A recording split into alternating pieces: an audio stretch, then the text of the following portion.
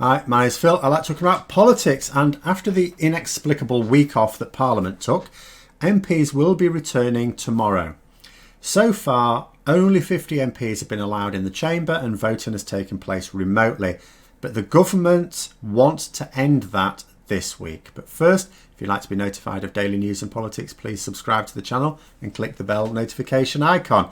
So, in order to comply with the coronavirus regulations and the advice from the government, the House of Commons limited participation in the debating chamber to a maximum of 50 MPs, with up to, I think it's 120 others taking part in debates via video conferencing tools, and then the rest being able to watch proceedings.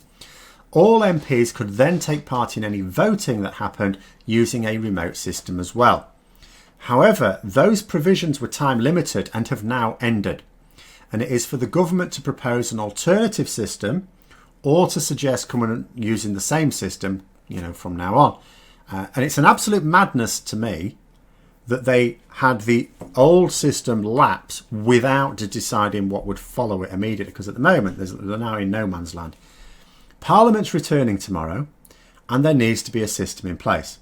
The government wants to tell all MPs to physically return to Parliament so they can try and shout down Keir Starmer when he's making the Prime Minister look foolish. They certainly can't let Boris Johnson keep coming up against Starmer without the boisterous atmosphere sparing his blushes. But this would be dangerous in terms of the health of MPs, as well as politically. The government have already weakened their social distancing message to the public. How much worse will it be if they force MPs to cram themselves onto the green benches just because Johnson is too useless to answer basic questions about why he's so useless? But there are a lot of MPs in vulnerable groups, and so there's a very real risk to any MPs returning to the chamber under these conditions. I mean, after all, the government would criticise all those people packing themselves onto beaches over the weekend, and yet they're telling MPs to do that indoors. And it would affect all parties, potentially Conservatives more than most. If I were to work out the average age, it might well be that there's more elderly Conservatives than in other parties. Not that we need worry about that aspect of it just yet, because the Speaker of the House, Lindsay Hoyle, has said that the rule on a maximum of 50 MPs will remain, because that's got nothing to do with the government. It's not possible to do otherwise and keep to the coronavirus guidance that the government themselves have come up with.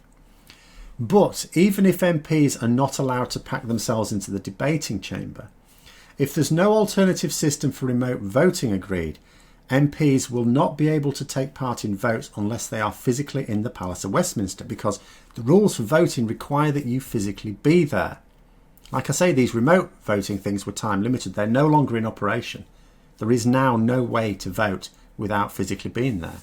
And that means, and there's nothing the Speaker of the House can do about that, it means not only that MPs would have to make unnecessary trips to London, which we are trying to persuade members of the public not to do, but it's no safer walking into the voting lobbies in such numbers as it would be to sit in the debating chamber in the House.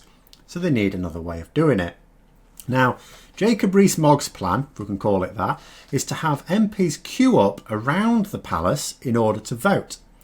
Now, in theory, you could manage that with social distancing, but it would take hours to conduct votes. There's over 600 MPs, and a vote can take place in seconds via a remote system. You press a button. In addition, it still suffers from the problem of requiring MPs who live as far away as Scotland and Northern Ireland to travel between their constituencies and London, as well as the travelling around London itself, all unnecessarily. It's been suggested that these plans would be breaking a number of laws as well, but I'm not sure how much impact that would have on a government that doesn't seem to mind breaking laws and sees an opportunity to potentially weaken its opposition in Parliament by excluding opposition MPs, who will disproportionately come from further away from London, from voting in greater proportions to their own. Some MPs as well who live well outside London, you get an allowance for a second home in London to conduct your business there, which is fair enough.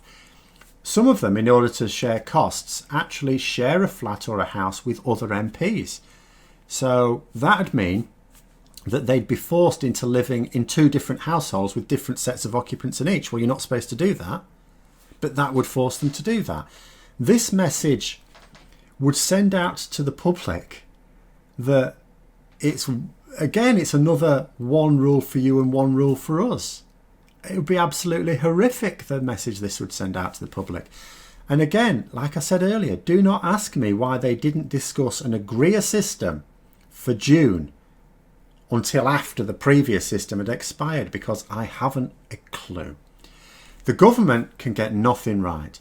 And this is the government, by the way. Yes, it's for Parliament as a whole to decide on what measures they want, but it's the executive that has to put forward the proposal. That's the government. Other MPs, if there's no agreement, I mean, if the government put forward a proposal and the Labour Party agree with it, then that's it. It'll just be that. But if Labour don't agree with it, then that means MPs will be allowed to put forward amendments to the Conservatives, or the Conservative government's proposal, because Conservative MPs could put their own amendments for it as well. But the government has to stump up the idea first. There has to be a proposal in order for other MPs to add in their amendments. That is their job, and they haven't done it as yet. Maybe by the time you're watching this, they'll have done it. I hope they've done it, because it's got to be decided on tomorrow. But at the time I'm recording it, they haven't.